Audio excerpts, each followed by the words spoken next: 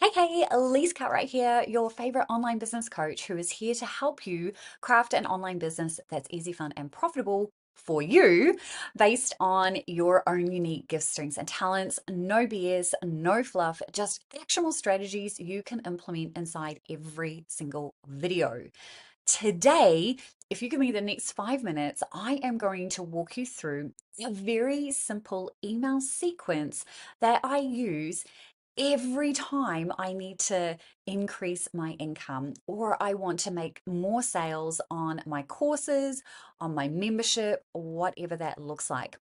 And the number one reason why you might not be making sales right now. So let's dive in. So basically, the number one reason why the majority of people aren't making the money they want to be making comes down to sales. But then it also comes down to how often are you presenting the opportunity to your audience to buy from you? In other words, how often are you actually asking for the sale? Now, I know that this sounds, when you hear that, you're probably thinking, well, I do that all the time, but do you? And it also depends on the platform that you're doing this on. Now, I exclusively use my email to connect with my audience, to sell to my audience, to nurture my audience. Now, I'm very rarely actively on social media. Social media for me is more of a nurturing component. I'm not, hanging out doing crazy stuff on social media. So, the way that I work with my Digital Income Accelerator members on this is a very specific 5 email sequence that on average brings in an additional $1,000 when used strategically. But here's the framework for this 5 email sequence. And it is 1 email a day for 5 days. You can extend that out to 7 days. It depends. It depends on your email list. It depends on the offer, all of those things. But the first email in the sequence is a story based email. So the story is going to be centered around either your story and how you came up with the offer. So, whatever that is, the course, the workshop, whatever it is that you're wanting to do, how did you come to create this? Like, what's your story behind it?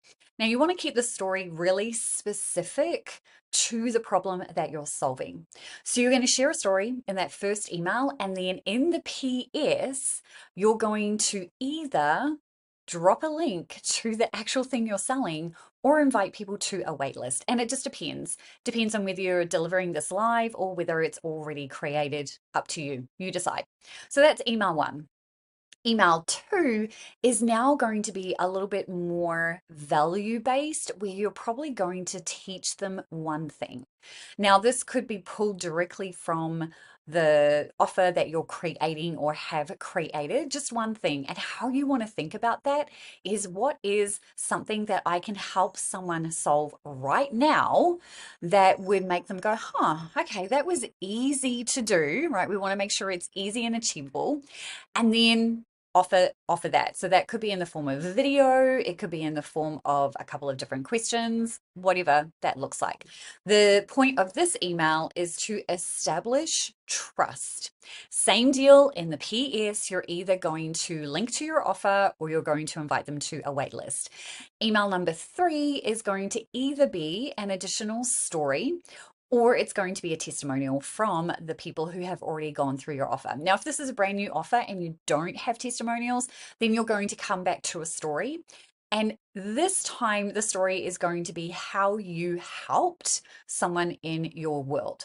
And you're going to share a little bit of a behind the scenes on that. Now, if you can physically draw something out, that's even better. And video works really well in this instance. But if you're not jiving with video, don't have to do video. You could literally do audio, but you could also just simply write it in and draw it out as well. So that's email number 3. And you already guessed it. Yes, you are going to then drop in a link to the offer or the waitlist in the PS.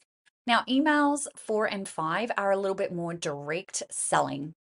And when you get to this point, you're only going to be sending emails 4 and 5 to the people who have clicked and not bought at this stage or not joined the waitlist, whatever it is that you're looking to do.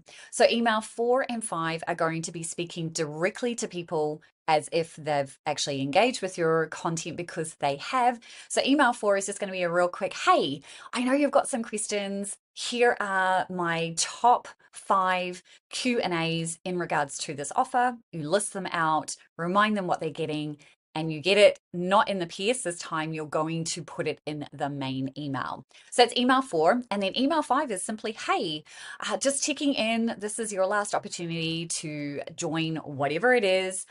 This bonus is disappearing if there's a bonus, that type of thing. So that's what you do in that 5 email sequence.